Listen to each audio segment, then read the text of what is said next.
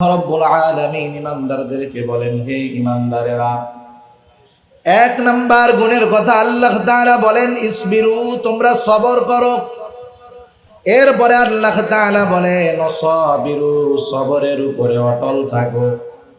তিন নাম্বার আল্লাহ তাআলা বলেন ওয়ারাবিতু, সর্ব অবস্থায় তোমরা জিহাদের জন্য প্রস্তুত থাকো। চার নাম্বার, এই তিনটা বিষয় যেই বিষয়টার উপরে নির্ভর করে সেটা হলো তাকওয়া। আল্লাহ তাআলা 4 নম্বরে বলেন ওয়াত্তাকুল্লাহ, তোমরা আল্লাহ তাআলাকে ভয় করো।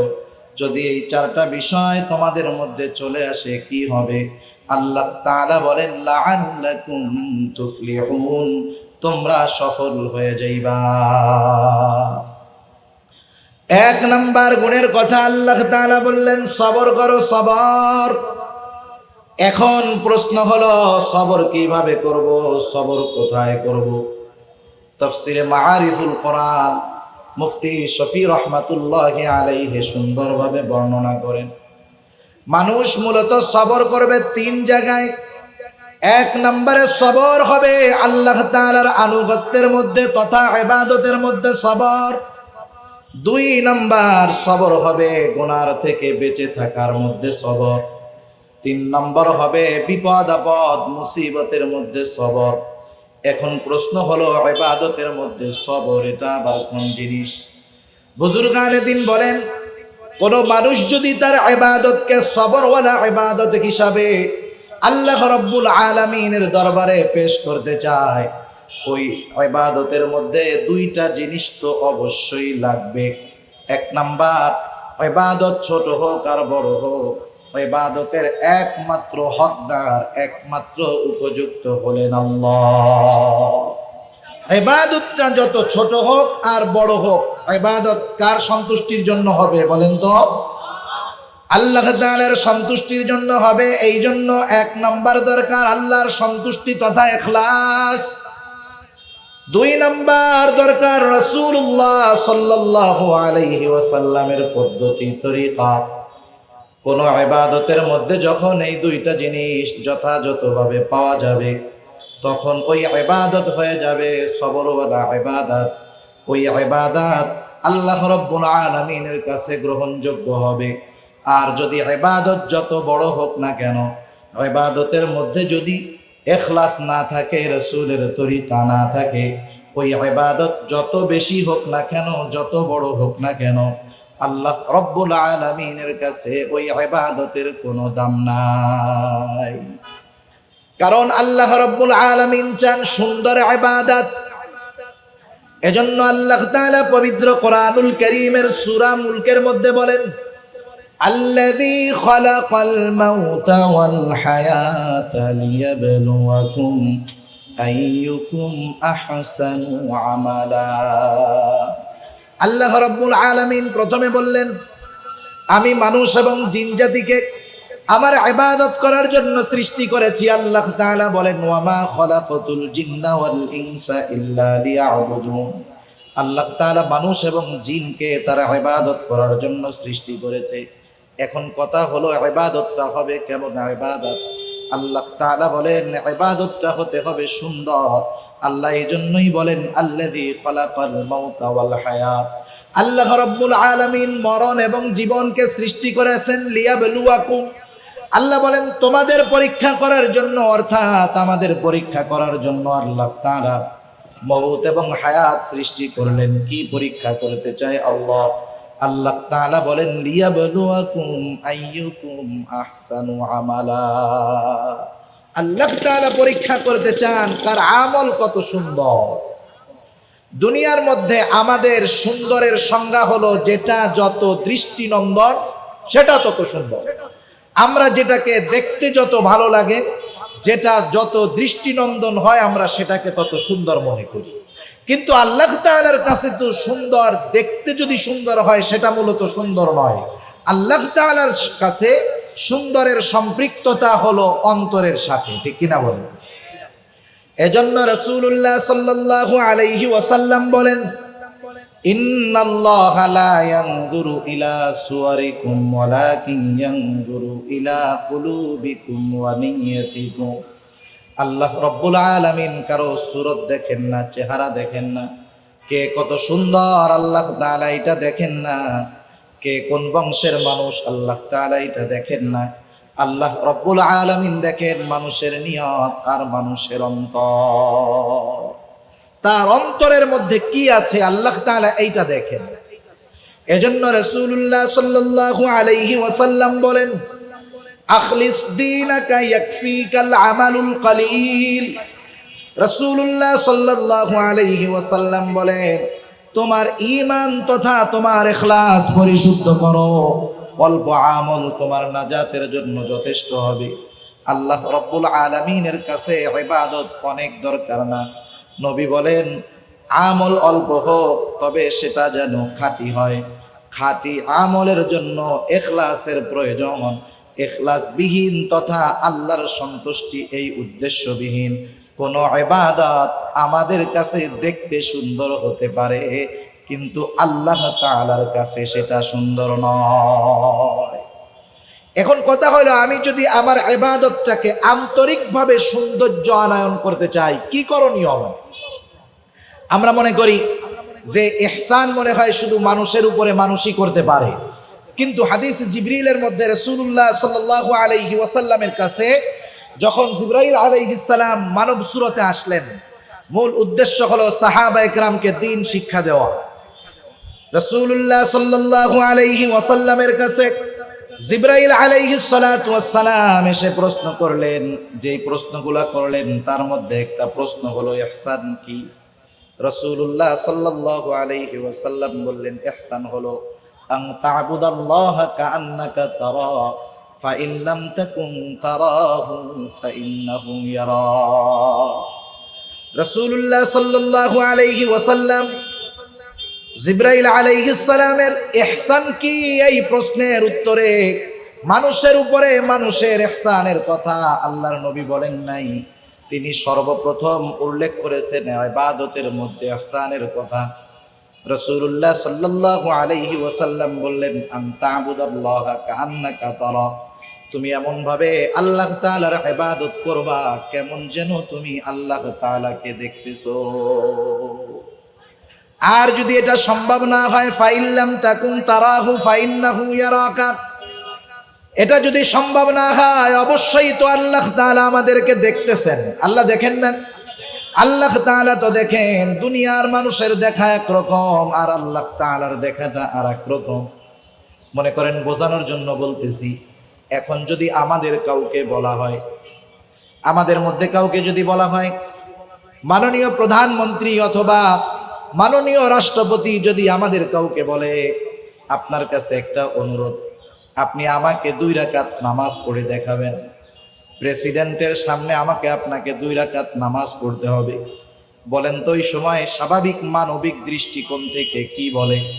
মানবিক বিষয় তো বলে, আমি তখন চেষ্টা করব আমার ইবাদতটা জানি এত সুন্দর হয়, ভেতরে সূরা কেরাত যা পড়লাম, কিন্তু বাহিরের দৃশ্যমান রুকু সেজদা কিয়াম এগুলা জানি এত সুন্দর হয় যাতে রাষ্ট্রপতি দেখে খুশি হয়ে যায়।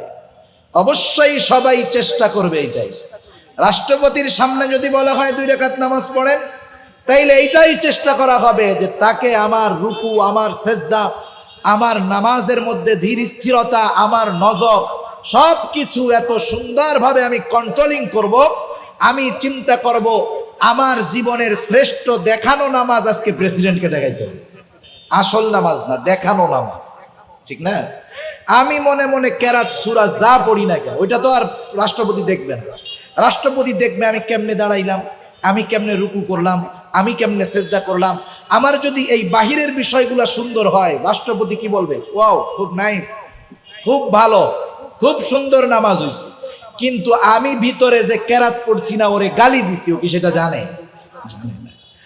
সেজন্য দেখেন, দুনিয়ার মানুষ বাহিরের দৃশ্যমান বিষয়কে মনে করে সুন্দর।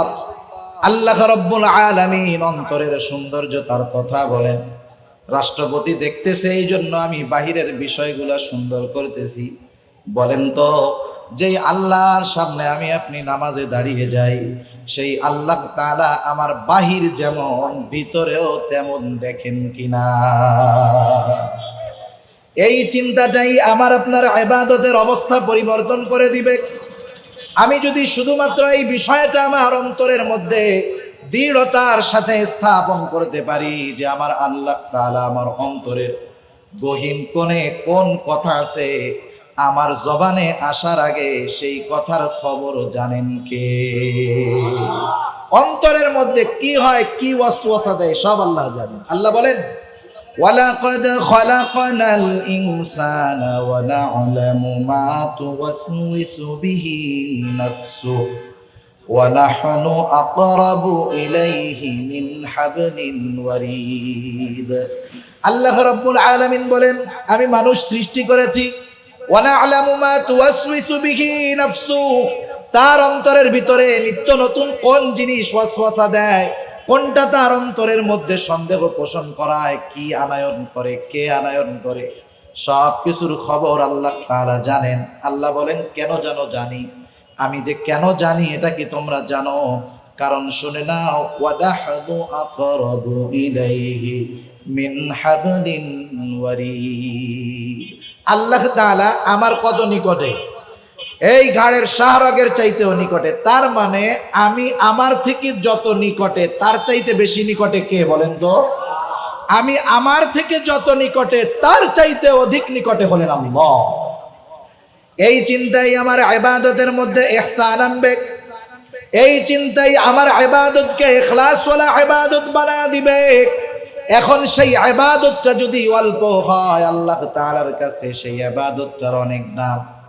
আর আমি আপনি যদি অনেক ইবাদত করি, ওই ইবাদত যদি ইখলাস শূন্য হয়, আল্লাহ তাআলার সামনে তো প্রত্যেকটা বান্দার কৃত আমলকে হাজির করা হবে। আল্লাহ রাব্বুল আলামিনের সামনে হাজির করা হবে সব আমল। আল্লাহ তাআলা শুধুমাত্র সেই আমলগুলাকে কবুল করবে যেই আমলগুলা ছিল ইখলাসওয়ালা, আল্লাহ তাআলার সন্তুষ্টির জন্য। বাকি যত আমল থাকবে সব আমলগুলা আল্লাহ ধ্বংস করে দিবেন। আল্লাহ বলেন ওয়াকাদিমনা ইলা মা আমিলু মিন আমালিন ফাজআলনাহু হাবাআম মানসুরা। আল্লাহ রাব্বুল আলামিন আমার আপনার শুধু সেই ইবাদতগুলা কবুল করবে যেগুলো আমি আপনি আল্লাহর সন্তুষ্টির জন্য করেছি, আর বাকিগুলাকে আল্লাহ তাআলা ধুলায় নিশ্চিহ্ন করে দিবে। এমন ধুলায় নিশ্চিহ্ন করবে যেটা দেখাও যায় না।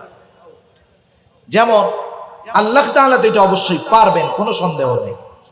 যেমন আমরা যদি কেউ ব্যাংকে যাই, ব্যাংকে যাওয়ার পরে মনে করেন একজন 1 লক্ষ টাকার একটা নতুন বান্ডিল নিয়ে গেছে, 1000 টাকার 100 নোট, প্রত্যেকটা নোট একেবারে ব্যাংক নোটের মতো নতুন, কিন্তু এই নোটগুলার মধ্যে 10টা আছে জাল টাকা।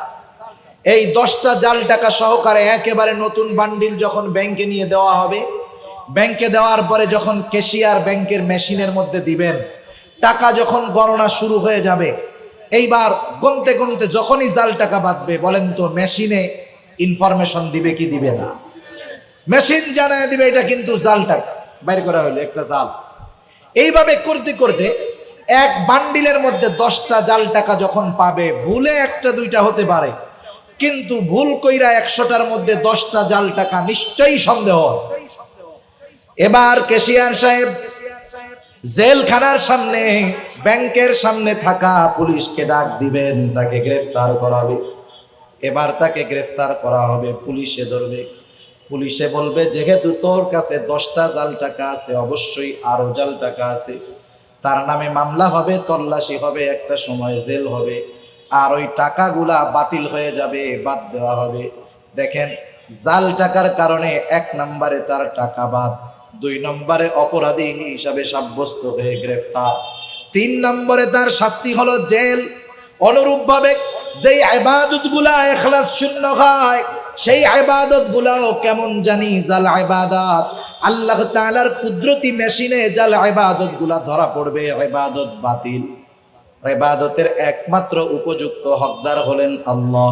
যেই জিনিস আল্লাহর সেটা অন্যর জন্য কেন করা হলো, এই অপরাধে হলো গ্রেফতার। আর এই অপরাধের জন্য শাস্তি হয়ে যাবে জাহান্নাম।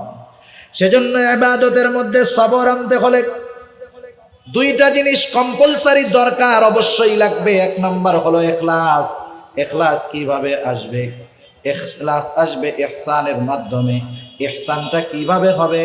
ইহসান হবে আমি যখন ইবাদত করি মনে করব আমি আল্লাহকে দেখে ইবাদত করতেছি, অথবা আমি না দেখি অবশ্যই আল্লাহ তাআলা আমাকে দেখতেছে। ইহসান ওয়ালা ইবাদত, এটা হলো ইখলাস ওয়ালা ইবাদত। আর এই ইবাদত আল্লাহ তাআলার কাছে কবুল হয়। দ্বিতীয় শর্ত হলো রাসূলের তরিকা, রাসূলের পদ্ধতি। কারণ কেউ যদি কোনো ইবাদত মন গড়া পদ্ধতিতে করে এটা কোশ্চিন কালেও কবুল হবে না। যেমন কোরআনুল কারীমের মধ্যে নামাজের আদেশ আল্লাহ তাআলা করেছেন, নামাজের কথা বলেছেন ৮২ জায়গায়। ৮২ জায়গায় নামাজের কথা। কোন জিনিসের গুরুত্ব বোঝানোর জন্য আল্লাহ তাআলার ৮২ বার বলার দরকার নাই। আল্লাহ তাআলা একবার বললেই সেইটার গুরুত্ব বোঝার জন্য যথেষ্ট। এরপরেও ৮২ বার নামাজের কথা কোরআনুল কারীমের মধ্যে আছে। এখন যদি কোনো অতি পণ্ডিত এই চিন্তা করে যেহেতু নামাজের আদেশ আছে কোরআনে, আমরা নামাজের পদ্ধতিটাও শিখব কোরআন থেকে। বাংলাদেশে একটা ফিতনা আস্তে আস্তে মাথা চাড়া দিচ্ছে। কিছু অতি শিক্ষিত মানুষ ওই ফিতনার দিকে ধাবিত হইতেছে। এটা হলো আহলে কোরআনের ফিতনা। আহলে কোরআন এরা শুধু কোরআন মানে, এরা হাদিস সুন্নাহ কোনো কিছু মানতে চায় না। কিন্তু বলেন তো, রাসূলুল্লাহ সাল্লাল্লাহু আলাইহি ওয়াসাল্লামের সুন্নাহ ছাড়া শরীয়তের পূর্ণাঙ্গতা আসা কোশ্চিনকালেও সম্ভব? কোনোদিন সম্ভব না। এখন যদি কোনো ব্যক্তি চিন্তা করে নামাজের কথা কোরআনুল কারীমের মধ্যে আছে, এখন এই কোরআন থেকেই আমরা নামাজ শিখবো, এই চিন্তা করে যদি সে সারা দুনিয়ার বড় বড় মুফাসসিরদেরকে একত্রিত করে, তাদের হাতে কোরআন দিয়ে তাদেরকে যদি বলা হয় তোমাদেরকে সময় দেওয়া হলো মৃত্যুর আগ পর্যন্ত, কিন্তু তোমাদের উপরে দায়িত্ব হলো আমরা 2 রাকাত ফজরের নামাজ যেইভাবে আদায় করি, তোমরা শুধুমাত্র কোরআন থেকে তোমরা মৃত্যুর আগে হলেও ওই 2 রাকাত নামাজের পদ্ধতি আমাদেরকে বের করে দাও। বলেন তো সম্ভব নাকি? এটা সম্ভব? কিয়ামত পর্যন্ত সম্ভব নয়।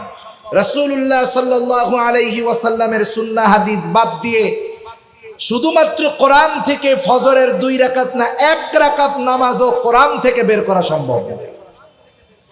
তাহলে নামাজের আদেশ হলো কোরআনুল কারীমের মধ্যে। এখন নামাজ আমরা কিভাবে পড়ব?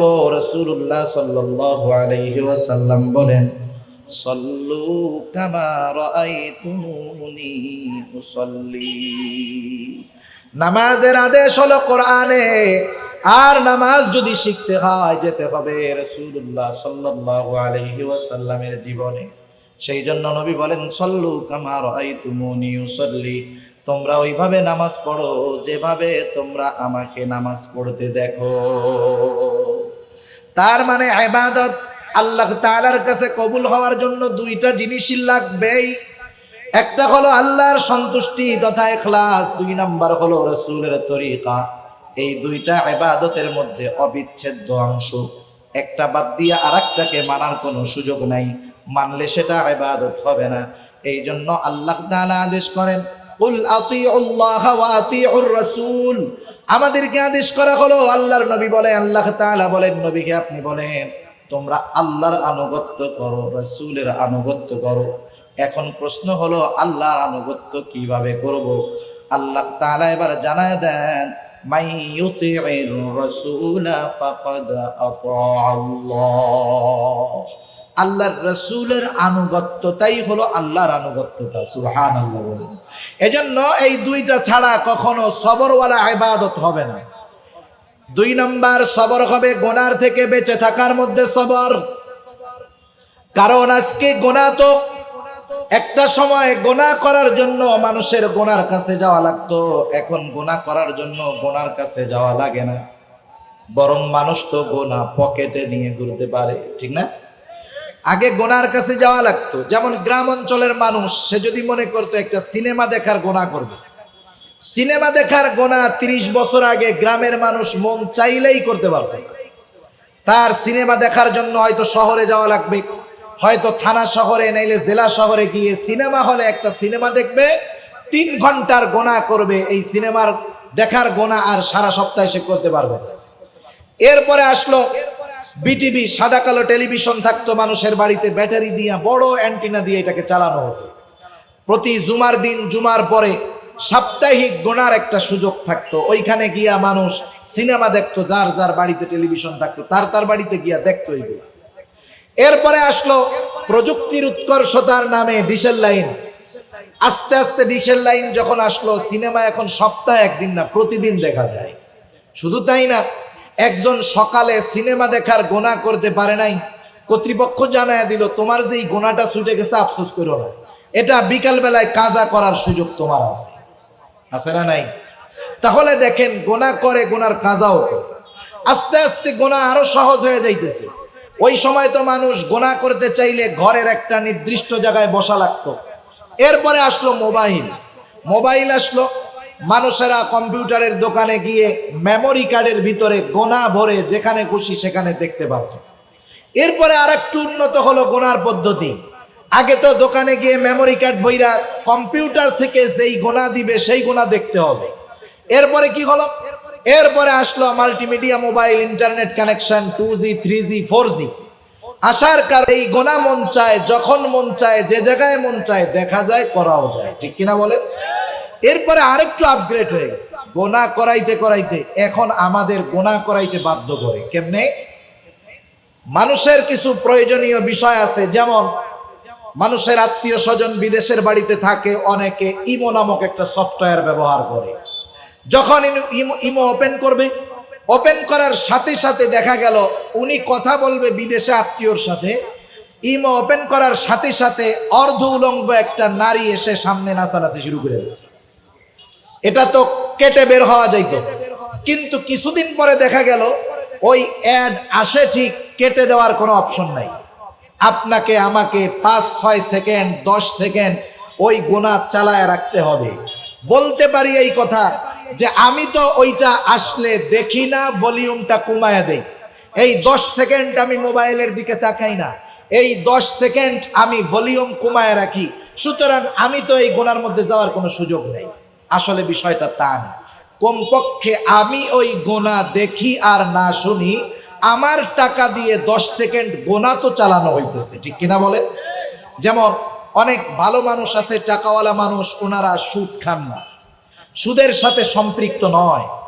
এই মানুষগুলা যদি ঘরের মধ্যে 10 কোটি টাকা নগদ রাখে, বলেন তো এই লোকটা তার বাড়িতে নগদ 10 কোটি টাকা সহ সে তার জান এবং মাল দুটাই কি নিরাপদ না অনিরাপদ? নিঃসন্দেহে অনিরাপদ। কেউ যদি জানতে পারে এনার ঘরের মধ্যে 10 কোটি টাকা নগদ আছে, তাহলে ঘর সহ তুলে নিয়ে যাওয়ার ব্যবস্থা করবে না। এখন এই জান এবং মালের নিরাপত্তায় ওলামায়ে কেরাম ব্যাংকে টাকা রাখার কথা বলছেন, রাখা যাইতে পারে। এখন হাজী সাহেব মানুষ, সবাই চিনে ব্যাংকওয়ালারা, উনি সুন্দর মতো 10 কোটি টাকা নিয়ে উনি ব্যাংকে ক্যাশিয়ারের কাছে গিয়ে জমা দিলেন। জমা দেওয়ার পরে বলেন তো ক্যাশিয়ার সাহেব কি এইটা করবে নাকি? সুন্দর মতো আলাদা একটা বস্তার মধ্যে 10 কোটি টাকা ভালো মতো বাইদা প্যাকেট করে পিয়নকে কি এই কথা বলবে যে এই টাকা সুন্দর মতো ভেতরে বাক্স কোনার মধ্যে রাইখা দিবা, হাজী সাহেব যখন আসবে এই বস্তা সহ আবার তাকে ফেরত দেওয়া হবে? এরকম করবে? এরকম তো করবে না। বরং 10 কোটি টাকা জমা হওয়ার সাথে সাথে ক্যাশিয়ার সাহেব এই রকম মোটা এক বান্ডিল কাগজ নিয়ে ব্যাংকের ম্যানেজারের কাছে চলে যাবে। যাইয়া সে তাদের ভাষায় শুকরিয়া আদায় করবে, বলবে ম্যানেজার সাহেব সুসংবাদ, আর টেনশন করেন না। কি হইছে? এই যে মানুষের সুদের উপরে লোন চাইতেছিল, এটা তো দিতে পারতেছিলাম না, ব্যাংকে টাকার অভাব। সে তার ভাষায় বলবে আলহামদুলিল্লাহ, হাজী সাহেব 10 কোটি টাকা দিয়ে গেছে, এখন 20 জনকে সুদে লোন দিতে আর অসুবিধা নেই। তাহলে দেখেন হাজী সাহেব সুদ খায় না, কিন্তু হাজী সাহেবের টাকার দ্বারা সুদের কারবারই চলে। ঠিক কিনা বলেন? সেজন্য দেখেন আমরা গোনা দেখি না, শুনি না, কিন্তু আমার টাকায় আমার মোবাইলে এই ইসলাম বিদ্বেষীরা গোনা চালাইয়াই ছাড়ে। সেজন্য গোনা এখন আমার আপনার পকেটের মধ্যে ঢুকে গেছে। গোনার থেকে বেঁচে থাকাটা বড় কঠিন, কিন্তু এরপরেও আল্লাহ রাব্বুল আলামিন মানুষকে ভালো মন্দ বুঝবার একটা জ্ঞান দিয়েছেন। আল্লাহ রাব্বুল আলামিন মানুষকে বুঝতে দিয়েছেন কোনটা ভালো কোনটা মন্দ। এখন দেখুন, যদি যে ধর্ষণ করে ধর্ষক, যে ইফটিজিং করে ইফটিজার, যে চুরি করে চোর, বলেন তো কোনো ধর্ষকের সাথে তার বাবা যদি থাকে, ওই ধর্ষক কখনো ধর্ষণের দিকে বাড়বে নাকি?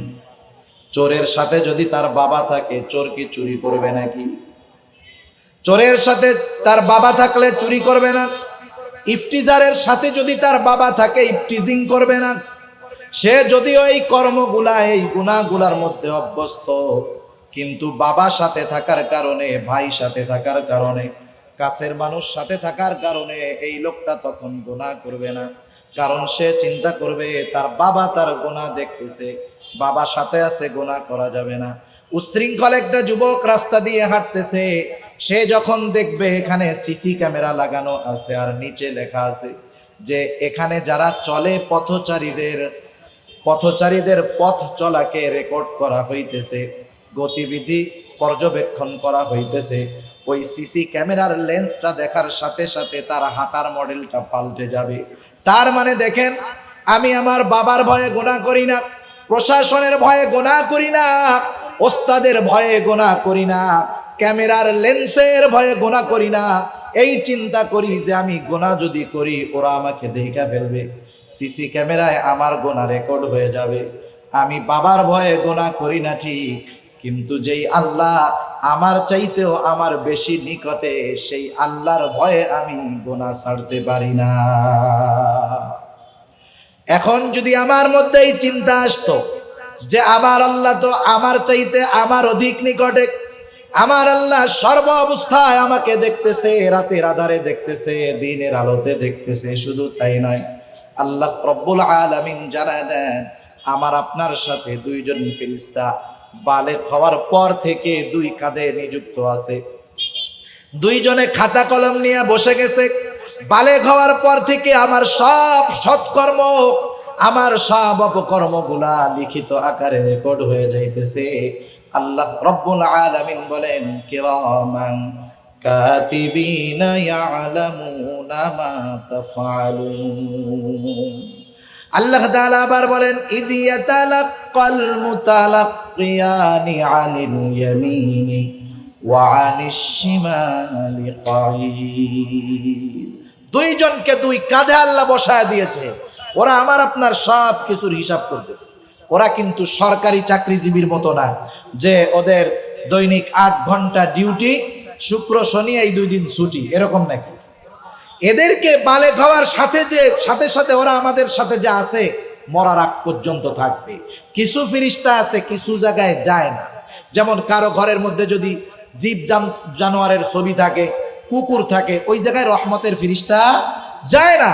কিন্তু কেউ যদি চিন্তা করে, এই চিন্তা কইরা যে আমি আমার সাথে সব সময় জন্তু জানোয়ার আর কুকুর রাখবো, জানি মালাকুল মউত ফেরেশতা না আসতে পারে, বলেন তো এই চিন্তা যদি কইরা রাখে কাজ হবে বলেন? কিছু ফেরেশতা আছে কখনো আলাদা হয় না। জেনাখোর জেনা যখন করে ও জায়গায়ও থাকে, চোর যখন চুরি করে সেই জায়গায়ও থাকে, যত বড় অপরাধ করে সেই জায়গায় থাকে। কিরামান কাতিবিন সর্ব অবস্থায় থাকে। শুধু তাই নয়, আর একজন ফেরেশতা থাকেন যিনি আমাদের কথাগুলোকে রেকর্ড করে। আল্লাহ বলেন মা ইয়ালফিযু মিন কাউলিন ইল্লা লাদাইহি রাকীবুন আতীদ। দক্ষ সংরক্ষণকারী আমার আপনার প্রতিটা কথাকে সংরক্ষণ করতেছে। এরা কখনো আমার থেকে আলাদা হয় না। আর মালাকুল মউত তার নির্দিষ্ট সময় আমি আপনি যেখানেই থাকি না কেন উপস্থিত হয়ে যাবে। এখন আমার চিন্তা কোন দিকে আনার দরকার? আমার চিন্তা, আমি বাবার ভয়ে গুনাহ করি না, বাবা দেখবে এই জন্য। রাস্তায় গুনাহ করি না, মানুষেরা দেখবে এই জন্য। প্রশাসনের লোকের সামনে গুনাহ করি না, শাস্তি দিবে এই জন্য। অথচ আমার সাথে কিরামান কাতিবিন সর্ব অবস্থায় আছে, আর একজন ফেরেশতা আমার কথাগুলা লিপিবদ্ধ করতেছে। আমার আল্লাহ সর্ব অবস্থায় আমাকে দেখতেছে। এই চিন্তা যতক্ষণ আমার মধ্যে না আসবে, প্রশাসন বলেন, আইন বলেন, যত কিছু বলেন না কেন, সব কিছু প্রয়োগ করেও মানুষকে গুনাহ থেকে ফেরানো যাবে না। সেজন্য একটা মানুষ যখন গুনাহ করে, সে শুধু গুনাহ করে না, সে খেয়ানত করে। কারণ আল্লাহ সুবহানাহু ওয়া তাআলা প্রত্যেকটা অঙ্গ প্রত্যঙ্গ আমার, আপনার, আমাদের যা আছে সব আল্লাহর পক্ষ থেকে আমানত। এজন্য আল্লাহ তাআলা বলেন, ইয়ালামু খাইনাতাল আ'য়ুনি ওয়া মা তুখফিস সুদূর। আল্লাহ রাব্বুল আলামিন বলেন, আল্লাহ তাআলা জানে তোমরা চোখের কি খেয়ানত করো। শুধু তাই নয়, আল্লাহ তাআলা জানে তোমরা অন্তরের মধ্যে কি লুকায় রাখো, আল্লাহ তাআলা জানে। তার মানে আল্লাহ শুধু চোখের খেয়ানতের কথা জানে না, আল্লাহ রব্বুল আলামিন আমার অন্তরের খেয়ানতের কথাও জানে। যদিও আল্লাহ তাআলা এখানে দুইটা জিনিসের কথা উল্লেখ করছেন, কিন্তু এই দুইটা জিনিস সব কিছুকে শামিল করে। যেমন অন্তরের খবর যে জানে, বাহিরের খবর তার জন্য জানা কি সহজ না কঠিন? নিঃসন্দেহে সহজ। আল্লাহ তাআলা আমার প্রত্যেকটা অঙ্গ প্রত্যঙ্গের গুনার ব্যাপারে, খেয়ানতের ব্যাপারে আল্লাহ তাআলা জানে। আমাকে, আপনাকে, আমাদেরকে এই চিন্তাই শুধুমাত্র গুনার থেকে ফেরাতে পারে, গুনার মধ্যে সবর আনায়ন করতে পারে, এছাড়া অন্য কোনো পদ্ধতি সম্ভব না। এরপরে সবর হবে বিপদ আপদ মুসিবতের মধ্যে। কারণ দুনিয়ার মধ্যে আল্লাহ রাব্বুল আলামিন ইমানদারের ঈমানের ব্যাপারে আল্লাহ তাআলা পরীক্ষা নেবেন, এটা তো আল্লাহ জানায়া দিয়েছেন। আল্লাহ তাআলা বলেন, ওয়ালা নাবলুওয়ান্নাকুম। এই দুইটার আওয়াজটা বাড়ান না, আওয়াজটা ছাড়ে না, খুব কষ্ট হইতেছে কথা বলতে। ওয়ালা নাবলুওয়ান্নাকুম বিশাইইম মিনাল খাউফি ওয়াল জু'i ওয়া নাকসিম মিনাল আমওয়ালি ওয়াল আনফুসি ওয়াস সামারাত ওয়া বাশশিরিস সাবিরিন।